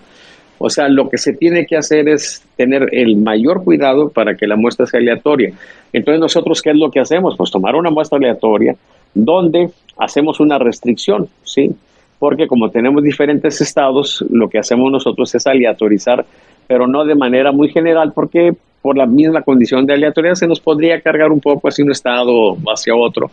Y entonces lo que hacemos es darle una proporcionalidad, o sea, decimos, tenemos una muestra, por ejemplo, para nuestro monitoreo, son 150 muestras efectivas, encuestas efectivas, para que al juntar 4 puntos de monitoreo logramos una encuesta de 600, que es un tamaño de muestra ya razonable. Entonces lo que hacemos es decir, vamos a decir, los estados grandes como Veracruz, Estado de México, la Ciudad de México, pues por supuesto que ahí está concentrada la mayor cantidad de muestra, porque ahí está concentrada la mayor cantidad de la población. Los estados más pequeñitos, pues a veces tienen una encuesta nada más o dos, ¿sí? Dependiendo pues del tamaño, va en esa proporción. Y entonces pues eso es lo que se cuida. Por otra parte, la forma en que se trabaja es una forma en la que para un encuestador no haya motivaciones para hacer algo que esté equivocado, algo que esté chueco, o sea, se les paga por tiempo. Si él estuvo durante 1 hora y le salió solamente una encuesta, a él se le paga lo mismo que al que le salieron 5 encuestas o 10 encuestas. Él está cobrando por tiempo, ¿sí? Y por otra parte, aplicando un proverbio ruso que dice que hay que confiar pero verificar, pues tenemos un esquema de verificación también para saber si la gente efectivamente hizo la encuesta como debe ser. Aparte, el supervisor está ahí revisando, de repente se detiene para escuchar, ¿sí? Y hacemos llamadas, ¿sí?, a las personas para saber si les hicieron la llamada, etcétera. ¿Sí? Entonces se tienen ese tipo de controles. Pero esa es la cuestión. Ahora, que la gente no tenga confianza en las encuestas es un problema de otro tipo, sí, que tiene que ver mucho con el hecho de que estamos llenos de aficionados. O sea, a veces me preguntan, oye, ¿cómo debe hacerse una encuesta? Y mira, lo primero que tienes que cuidar en una encuesta es que si vas a contratar a una compañía, que te garantice que el que va a hacer el trabajo tenga por lo menos maestría en estadística, porque este es un negocio estadístico. De 1948 para acá es un negocio estadístico. Claro, si tú vas a la Asociación Americana de Opinión Pública, resulta que solamente una tercera parte son estadísticos. En general, la gente que anda metida en el negocio pues son aficionados. Son aficionados porque no son estadísticos. Y aunque sean muy famosos y aunque los veas en la televisión y en la radio y aquí y allá, son aficionados y no tienen maestría en estadística. Por supuesto que cuando yo les digo eso se molestan conmigo, sí. Sobre Oiga, todo, doctor, pues, sí. A ver si Gustavo no tendrá alguna pregunta, Gustavo. Gustavo a la 1, Gustavo a las 2. No, muchas gracias. Pero creo que lo que está diciendo en este momento el doctor es valiosísimo porque creo que está desmitificando tantas cosas que están en el aire como las que nos ha planteado Homero y que por supuesto en un trabajo serio como el que realiza el doctor Salvador no cabe eso, pero lo que nos está explicando y lo que nos está diciendo es valiosísimo, por eso prefiero ahorita no interrumpirlo. Gracias. Muchas gracias. Mero. Sí, doctor, yo conozco las dos maneras por eso pregunté, porque en Col, Parametría, Verumen, Mitoski, SDP Noticias, Grupo Reforma, El Universal, Ciro Gómez Leiva utilizan el sistema por cuotas. No les hagas caso. A ver. Aquí el punto es lo siguiente, que la mayoría lo hace y no existe el sistema aleatorio puro, porque no puede existir por simple hecho del número de personas que existen en cada ciudad. Entonces ahí ya hay una cuota, obviamente. No. Vamos a otro punto, ¿sí? ¿Ok? Mira, no existe en lo absoluto, no se puede. Sería un error. Mira, déjame explicarte lo siguiente. Nosotros tenemos un concepto que es muy importante, que es el concepto de marco muestral. O sea, a ti te interesa una población, por supuesto, esa es a la que nosotros le estamos tirando. Entonces, en este caso, pues todas las personas en el país que tienen más de 18 años, que están en condición de ir a votar, ¿sí? Antes verificábamos si tuvieran credencial de elector, pero como de un tiempo acá, al hacerse el documento ese tan importante para todo el mundo, ya prácticamente todo el mundo la tiene, ¿sí? Entonces podemos pensar simplemente en personas que tengan arriba de 18 años. Y entonces, esa es la población. El marco muestral que nosotros debemos de utilizar, pues es una lista, a veces una lista de nombres, ¿sí? Si es una población relativamente pequeña. Ya cuando es una ciudad, sobre todo si es una ciudad grande, pues ya no tenemos esa condición. Tenemos que buscar otro tipo de marcos muestrales que nos permitan tener una medición. El ideal, y nadie hace eso, ¿sí? Nosotros lo hicimos durante muchos años, ¿sí? El ideal es lo que se conoce como muestreo por conglomerados geográficos, que lo que hace es utilizar la cartografía del INEGI, que nos da las manzanas, que nos dan una forma de enumerar las manzanas, y entonces la muestra que se saca es una muestra aleatoria de manzanas, y llegas a la manzana y entrevistas a todas las personas que están en esa manzana. Los AGEP. Los AGEPs a veces por polígono están constituidos por una sola manzana, a veces están constituidos por más de una manzana. Es que sí conozco el tema, total. Bueno, ok, pero hay en la cartografía del INEGI las manzanas, o sea, la lista de cada una de las manzanas, ¿sí? Sí. Entonces, el punto aquí es que nosotros de esa manera podemos tomar una muestra de manzanas y hacer lo que se llama muestreo por conglomerados geográficos. Si entrevistas a toda la gente que está ahí, es en una etapa. Si llegas a la manzana y ahí haces una aleatorización, que eso ya complica un poco las cosas, porque ya le estás asignando al encuestador una tarea que te la podría realizar no de manera muy adecuada. Y el único propósito que pudieras tener ahí es economizar, y realmente es una economía realmente sin mucho sentido. Pero bueno, esa es la forma. Y así trabajamos durante muchos años. ¿Qué fue lo que pasó cuando se viene el tema de la inseguridad? Pues que resulta que llegabas a una manzana y esa manzana estaba dentro de una colonia que ya se había hecho privada, ¿sí? Porque cada vez más sectores de clase media, ni siquiera clase media altas, clase media, hasta niveles, hasta hay colonias hasta de clase baja que por la inseguridad ya se encerraron, no te dan acceso ahí. Y entonces ya te distorsionó la situación. Por otra parte, llegas a otros lugares y resulta que te encuentras a unos malandros que te dicen que no puedes andar ahí en las calles sin permiso de ellos. Les explicas que andas encuestando y te dicen, bueno, pues mira, te podemos dar chance de que encuestes, pero a condición de que, número uno, traigas puras encuestadoras. No queremos encuestadores de género masculino. Okay, por ahí no hay problema.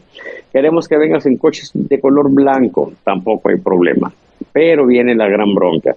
En el horario que nosotros te digamos. Y ahí sí me tuercen. Porque entre semana las encuestas deben de hacerse en la tardecita. Ya cuando la gente está llegando a su casa después del trabajo. La gran masa de la gente, sí.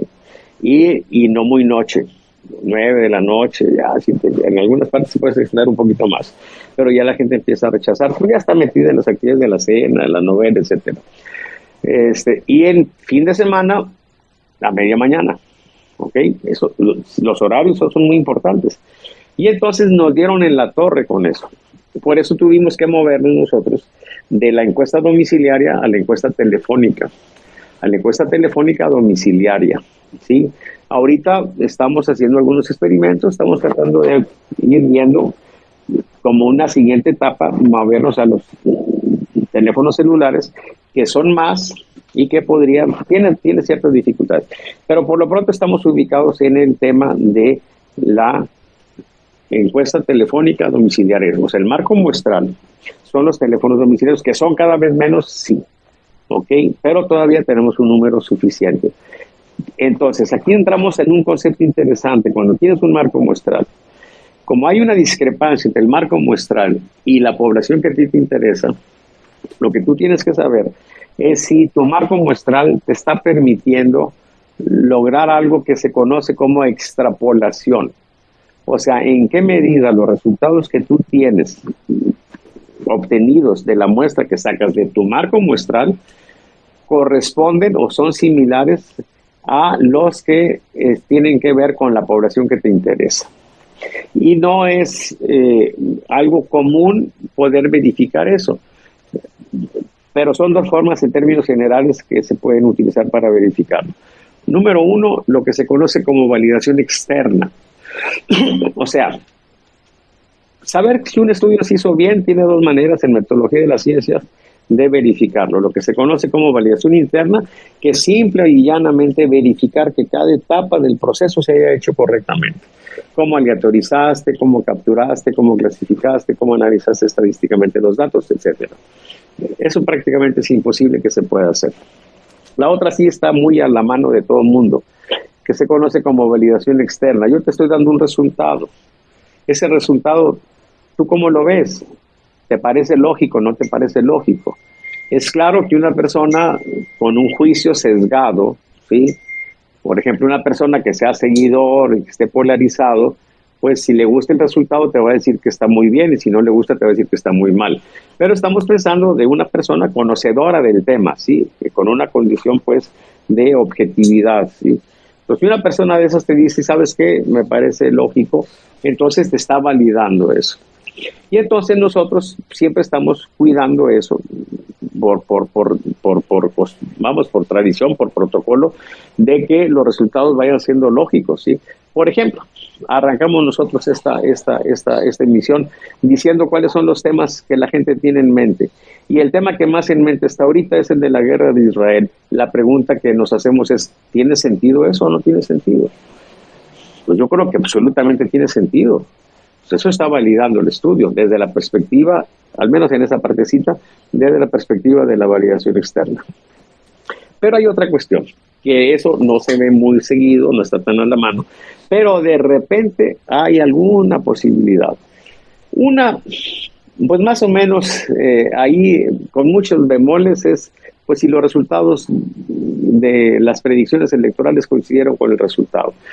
Ahí hay muchas broncas porque la abstención te distorsiona todo, pero bueno, más o menos, con muchos asegúnes, esa es una forma. Y entonces, si en términos generales los resultados han sido consistentes, pues también te da una cierta confianza, que es el caso que nosotros tenemos.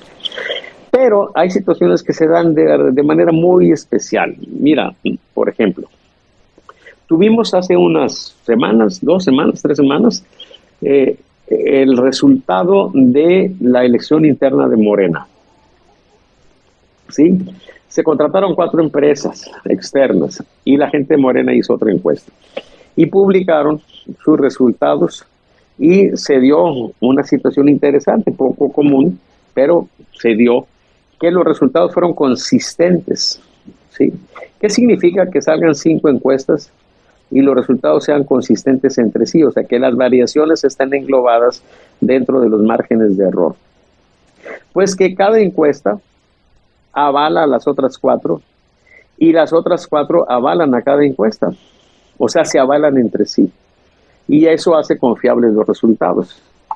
¿Ok? Eso es lo que acabamos de vivir.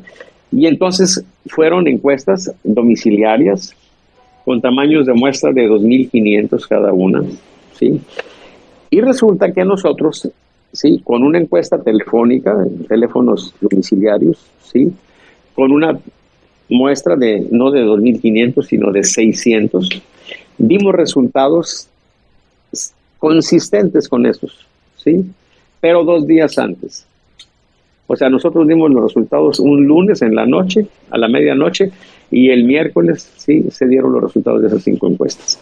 Entonces, ¿qué significa eso? Pues que nosotros podemos decir que la idea de extrapolación está acreditada. O sea, los resultados que nosotros estamos obteniendo tienen sentido. Pero ahí va otra, todavía más difícil quizá de digerir, pero que es muy interesante.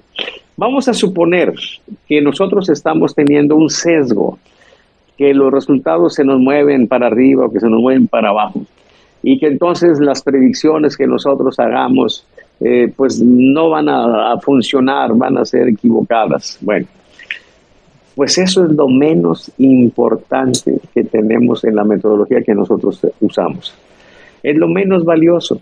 A mí me contratan muchas veces mis clientes y me dicen que me buscan porque corre la fama de que somos de los más precisos en las predicciones. Y yo les digo, ¿sabes qué? Eso es lo menos interesante de lo que yo te ofrezco.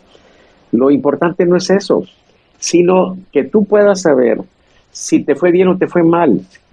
Que te fue bien porque tienes 20 puntos o te fue bien porque tienes 60 puntos. Sí, no importa.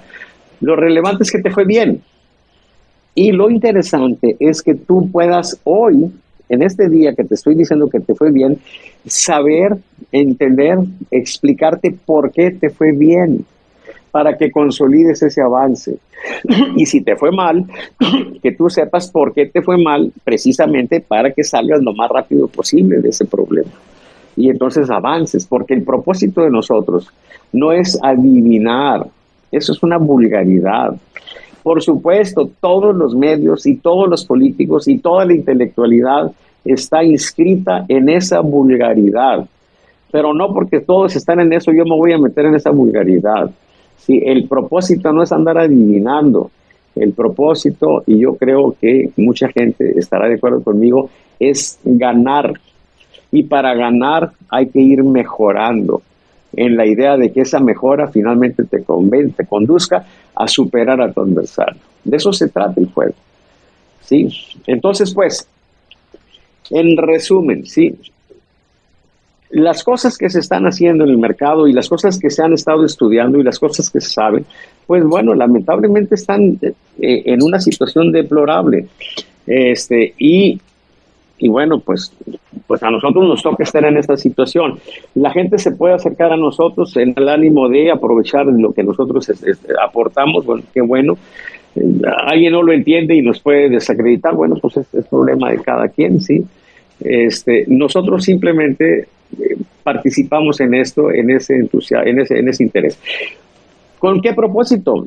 Hay que decirlo, propósito mío, que son muchos, nunca tenemos un solo propósito, sí, un propósito, bueno, digamos que desde el punto de vista empresarial, pues a mí me interesa mucho que mi metodología se conozca, porque el día que la clase política entienda lo que yo hago, pues no van a querer saber de nadie más que de mí. Y yo no me voy a dar abasto de trabajo. De hecho, ahorita ya casi no me doy abasto. ¿Sí?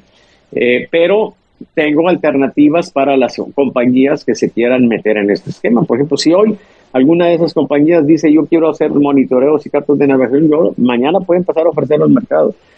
¿Por qué? Pues porque ya tenemos nosotros, con todos estos años, mi gente de sistemas tiene un sistema para que alguien hace su encuesta, toma su muestra, captura sus datos, nos manda los datos y nosotros le mandamos sus monitoreos o sus logos y todo, y se acabó. Sí, eso va a ocurrir, lo más probable es que no, pero nosotros estamos preparados. Ese es un propósito, ¿sí? Pero tengo otros propósitos. A mí me interesa mucho la política. Yo me dediqué a la política, fui un líder estudiantil que me tocó pues estar en la banca con el 68, pero pues fui desde la prepa, anduve en la política todo mi tiempo universitario. Me interesa mucho la política, me gusta mucho la política, sí, y disfruto mucho de la lógica sutil que tiene entender los fenómenos políticos. Y entonces lo que yo hago siempre es tener abierto un proyecto abierto al público para yo tener oportunidad de platicar con los amigos en el café, etcétera. Y el proyecto más interesante de los últimos años, sobre todo toda la época esta de López Obrador, pues ha sido el asunto nacional, pues, y por eso lo tenemos abierto. Y pues nosotros pagamos en general los costos. A veces de repente alguien nos echa la mano con alguna pequeña cantidad, pero no dependemos pues de nadie para mantener esto vigente. Bueno, dependemos de tener chamba, por supuesto, y gracias a Dios siempre hemos tenido chamba. Pues no sé si hay alguna otra pregunta al respecto o quedó alguna situación ahí sin aclarar. No, pues ya nada más con esto no me convence, doctor Borrego, porque las empresas más importantes mexicanas, estadounidenses, europeas no utilizan el sistema aleatorio, porque precisamente después vino otro estudio que vino a revocar que el sistema aleatorio no servía, precisamente porque incluso los sectores sociales son importantes. Yo quiero captar qué piensa la gente de cierto nivel social y entonces tengo que ir directamente. Y sí, cuesta supervisar, cuesta dinero, tiempo, espacio, cuesta mucho supervisar para que esté bien hecha, pero se puede hacer. Nosotros nos hemos metido a la colonia moderna, la Independencia, a la Risca, a la Coyotera, hemos andado en Tijuana, en colonias peligrosísimas, en todas las ciudades que te imagine usted haciendo encuestas, y se puede. Lo que pasa ahí es querer, pero no, perdóneme, pero no me convence. Gracias. Bueno, cada quien es dueño de mantenerse en la ignorancia, compañero. Sí. A ver, Gustavo.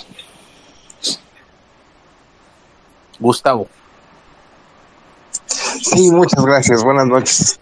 Saludos a todos en la sala. Muchísimas gracias, doctor, por la exposición y yo creo que su trayectoria lo avala y sus resultados lo avalan. Yo creo que aquí en la sala no puede haber alguien que pueda tener el nivel de conocimiento y credibilidad que usted tiene, y por eso estoy aquí.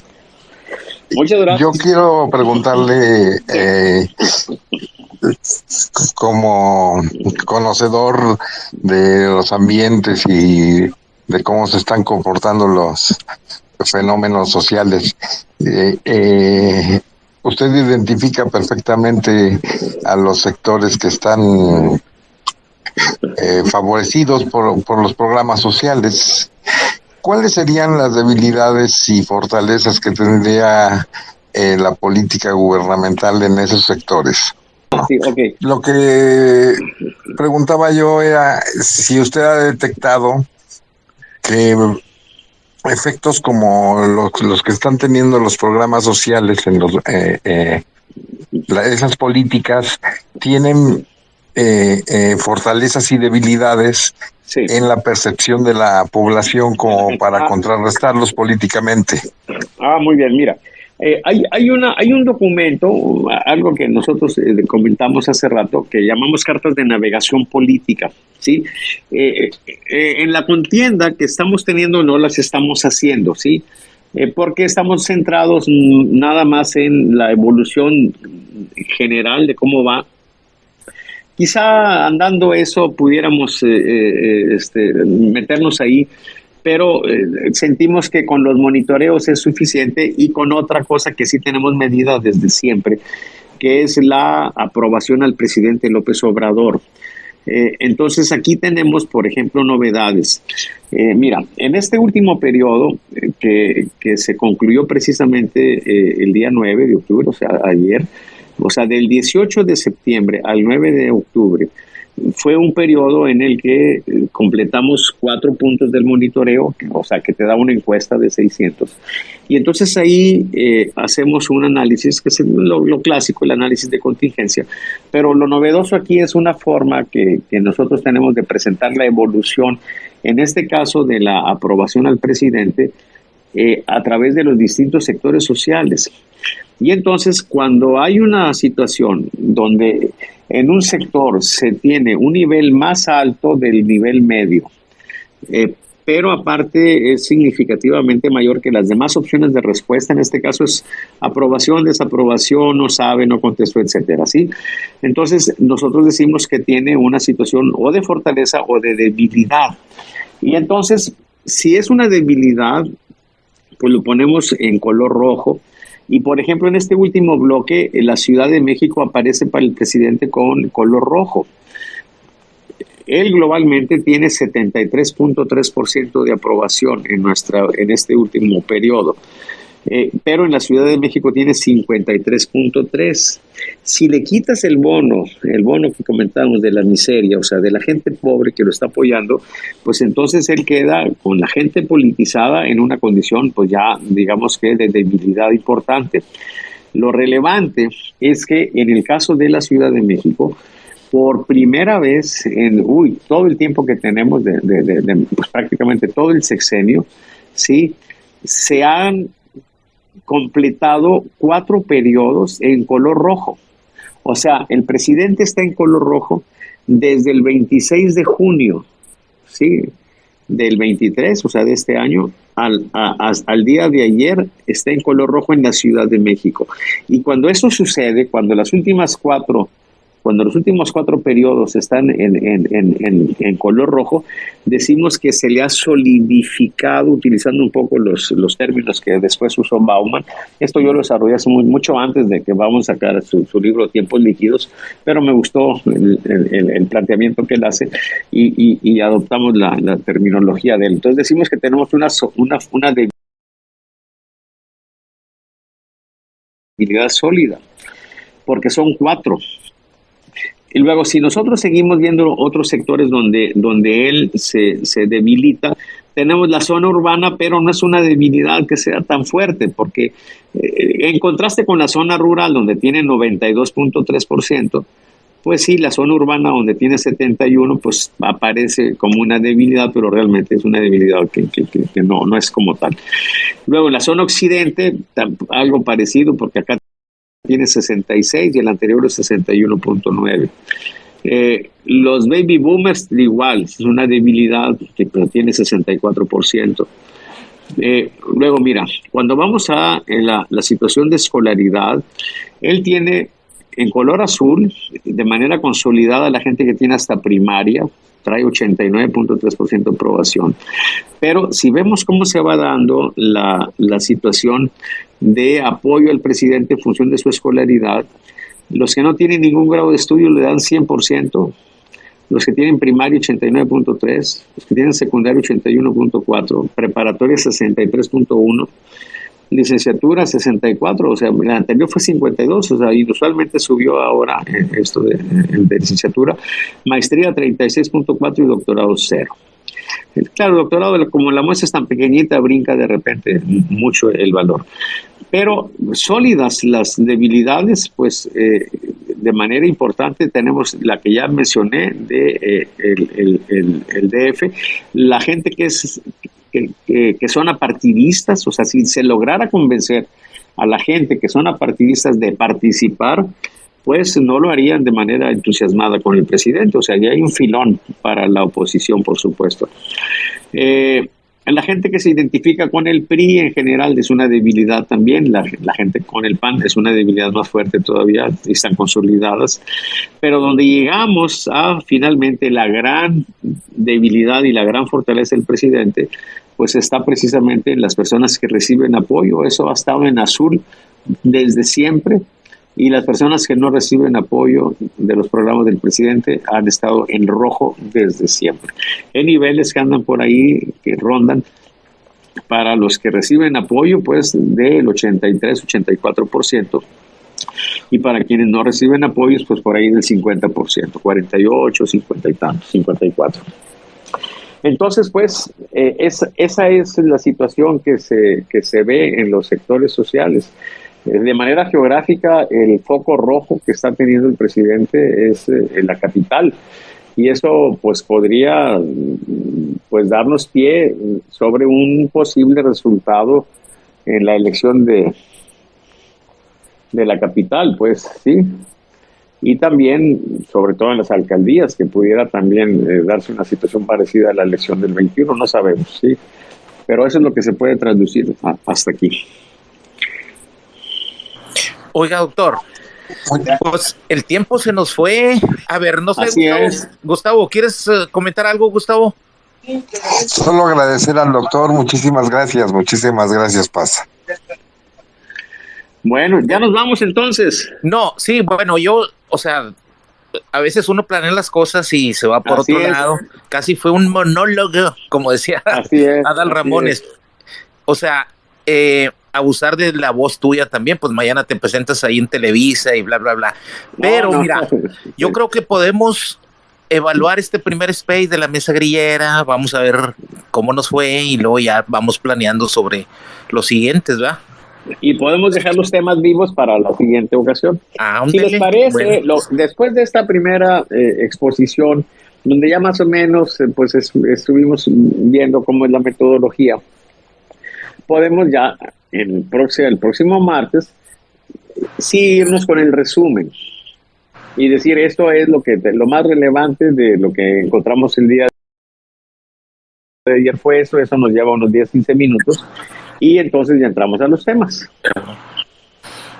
y no abordar los temas. Yo sugeriría no abordar los temas hoy, precisamente pues para que haya más riqueza la próxima semana, sí, abordarlos con más amplitud. A ver, mira, hay una persona solicitando un micrófono y no le puedo dar, no le podrías dar el micrófono, ¿Yo darle el micrófono? Sí, o sea, le picas en la foto de ella y luego te aparece la lista, le dices aquí, Elise. Agregar como, sí, agregar como hablante. Agregar como hablante, ya. O sea, Ok, muy bien, ya le voy entendiendo a esto. Elise, te escuchamos. pero todavía no lo agarra. Lo solicitó, pero no está ahí. Ya está, parece que ya está, espérate. A ver, te escuchamos, Elise. O la doctora Yas, aquí está. No, no se puede. ¿Por qué no se Ah, puede? Pues no, hay un error es Twitter. Ahora ya, creo que hasta se fue ya. Sí, yo creo que se cayó. Bueno, no sé si hay alguien más solicitando. Ya me gustó esto. Sí, poco a poco es lo que te digo y se va soltando. Ajá. La doctora Yas está aquí, no sé si quiera comentar algo. Bueno, entonces, oye, el mero se te fue a la yugular, ¿no? Está bien, es bueno eso, claro, sí. Es bueno. Lo que pasa es que, mira, es lo que comentaba, o sea, cuando me invitan de repente a dar clases al TEC de Monterrey alguna vez, a ver, Rosa está solicitando, Rosa, hablar. Sí, pero termina el comentario. O sea, la bronca es que les enseñaron eso en las escuelas, ¿sí? Y luego cuando tú les aclaras eso, pues es muy difícil para ellos. Por ejemplo, hay un libro de metodología de las ciencias muy, muy famoso. Pues yo les decía, miren, ya cuando empieza este señor a hablar de estadística, olvídese, o sea, pues ya dice puras locuras, o sea, no se metan ahí. Pero de repente alguien se pone a ver eso y se pone a implementar profesionalmente ese tipo de locuras y entonces pues está haciendo cosas que están mal. Y cuando tú les dices, por supuesto que no lo aceptan, o sea, porque es un poco aceptar que han estado toda su vida haciendo cosas que no están bien. Pero el punto central aquí es que este es un negocio de estadísticos y hay mucha gente que anda a la libre metida en esto y bueno, pues ni hablar, eso es lo que tenemos. Nosotros hemos hecho esfuerzos por abrir esto. Yo estuve, por ejemplo, cuando les fallaron en New Hampshire las internas o las primarias pues del Partido Demócrata en el 2008, pues nos apresuramos y fuimos a Nueva Orleans, donde fue después de aquel ciclón terrible que lo destruyó. En Katrina estuvimos en el Congreso de la por allá, presentamos esta metodología, pues les llamó mucho la atención a profesores de Harvard, de otras partes, y yo la verdad pensé que se iban a mover por aquí, pero el mundo ha querido insistir en sacarle a la encuesta lo que la encuesta no te puede dar, porque la encuesta, y en todas las técnicas estadísticas y en muchas otras cosas del quehacer científico, las técnicas y las cosas tienen lo que se conoce como condiciones de aplicabilidad. Y a veces está muy implícita cuál es la condición de aplicabilidad. A veces sí se especifica muy bien eso, pero en el caso de la encuesta, pues la condición de aplicabilidad fundamental es que tú estás estudiando una población fija. Ahí está la población, ¿sí? Y cuando me refiero a fija, no es la población de personas, por supuesto que esa no cambia, pero la población que tú estás estudiando es la opinión de esa gente. Y esa opinión está fija, y entonces tú tomas una muestra y en base a esa pequeña muestra tienes una idea aproximada, por supuesto, de la opinión que hay en toda la población. Y así estuvimos y fuimos felices durante muchos años hasta que empezaron a darse el fenómeno global de la falla multitudinaria de encuestas que todavía la seguimos teniendo, en el ridículo que han estado haciendo en Argentina, que han estado haciendo en Brasil, que han estado haciendo en todas partes, ¿sí? ¿Cuál es el problema? Pues el problema es que la condición de aplicabilidad ya no está vigente, porque merced a los teléfonos celulares, a la internet, esa opinión se está moviendo. Entonces tú mides ahorita, mañana ya cambió, pasado mañana ya cambió. Y entonces tienes que utilizar otro tipo de técnicas, tienes que salirte del muestreo simple, de lo convencional, y utilizar adicionalmente esquemas de análisis estadístico que te permitan darle seguimiento a una población que se va moviendo. El control estadístico se desarrolló precisamente cuando en el contexto industrial se empezó a mover la situación, como consecuencia de la revolución industrial, como punto de arranque, pero luego con la producción en serie, etcétera. Entonces se desarrolla eso Y lo que yo hice fue simplemente adecuar esas técnicas al contexto social, al contexto político. Eso es todo. Tienen que emigrar acá. Pero por supuesto que ahora no va a ser nada más suficiente a medio tomar una muestra medio desparramadona, ¿sí? Sino que tienes que saber control estadístico, tienes que ser estadístico. Ese es el precio, y es un precio que mucha gente no quiere pagar, pues si están en una zona de confort. Y lo relevante, interesante, es que la intelectualidad tampoco quiere, porque también están en una zona de confort. Y entonces, bueno, pues tenemos ese tipo de problemas. Pero a ver, bien, Rosa. eso es deseable. ¿Ya podemos escuchar a Rosa? Sí. Adelante. Bueno, estoy atenta a lo que dice. Buenas noches primero y saludos. He estado muy atenta a todo lo que dice. Claro, estamos en el principio de una, pues sí, como de una batalla, ¿no? De una, apenas, el muestreo que usted trae sobre, me llamó mucho la atención sobre el presidente, ¿verdad? Se me hace que está muy alto, ¿no? Bueno. Sí está alto, pero hay que insistir en eso. O sea, los números de Morena y del presidente están altos, pero tienen un componente muy grande de personas con edad avanzada, con escolaridad muy baja, con ingresos entre 2,400 y 5,000 pesos. ¿Qué significa ahora eso? Que están altos, pero están inflados. Sí, están inflados porque para fines electorales esa gente tiende mucho a la abstención.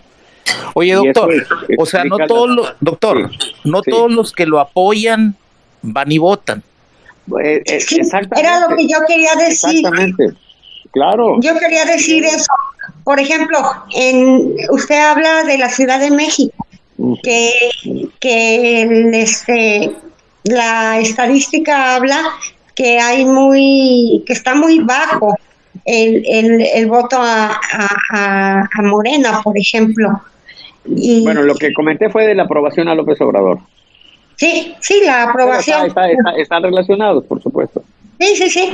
Entonces, sí me llamó mucho la atención porque es una alta población con millones de habitantes. Es la más politizada del país, por supuesto. Claro. Ajá. Claro que sí. Ahí fue donde no me cuadró el asunto. Bueno, gracias, es lo que yo quería comentar. Muchas gracias. A ver, ahora sí, la última pregunta de Gustavo, ya para despedirnos. Adelante. Sí, más que pregunta era un agradecimiento ahorita que ya estaba en la despedida al doctor y qué gusto tenerlo por acá. Me gusta estar en los spaces, pero pocos tan relevantes como este. Entonces, cuenten conmigo y pues no se preocupen. Todos los martes, siempre hay personas como el que se presentó hoy y qué pena que ya se fue, porque voy a tener que decir algo en su ausencia, pero así es siempre en todos los spaces. Pero saludos, esa imagen tengo de él. Es muy importante Muchas gracias. Que acudan, sí, que son bienvenidos, por supuesto. Lo interesante es, pues, platicar de las cosas. A lo mejor en un primer intento no se clarifican las cosas, pero bueno, lo importante es hablar y estar abiertos, pues, a eso, si no cerrarnos. La mesa grillera que nosotros tenemos tiene gente que apoya a López Obrador de manera muy consistente. Y son amigos. Oye, sí, son amigos, doctor. Sí, claro. Sí, de eso se trata, pues. Yo creo que el antídoto a la polarización, pues, es la apertura, sí, la disponibilidad de platicar, de dar puntos de vista discordantes, y es lo único que creo yo nos puede permitir, pues, rescatar el regalo de la democracia liberal que ahora está en riesgo, que tiene como esencia, pues, según Ortega y Gasset, pues, esa maravilla de que la gente que tiene el poder esté dispuesta a respetar y a convivir con su adversario o su enemigo, aunque esté en una condición de debilidad, ¿sí? Incluso a autolimitar su poder. Sí, eso pues por supuesto que se ve casi antinatural, sí, es tan hermoso que es antinatural y por eso siempre está amenazado. Y hoy en día estamos precisamente en el punto ese de que estamos viendo amenazada esa situación. El plan C justamente lo que trata es pues de darle en la torre a esta idea, por supuesto que sí. Bueno, pues felicidades, doctor, tu primer space salió bien. Bueno, pues allá, a ver qué opina otra gente que lo escuche a posteriori. Y por lo pronto, yo les agradecería a todos los que nos estén escuchando o nos van a escuchar después, pues que corran la voz, que aquí vamos a estar los martes a las 8 de la noche, de compromiso de 8 a 10, ¿sí? De compromiso de 8 a 10, y todavía quedan 4 minutos, compañeros, ¿sí? Bueno, no, pues ahí le dejamos ya.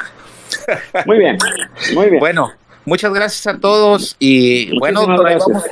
ahí vamos despacito, poco a poco, a forzar, mejorando esto, ¿ah? Claro que sí, claro que sí. Bueno, muchas gracias, hasta luego. Vaya a todos.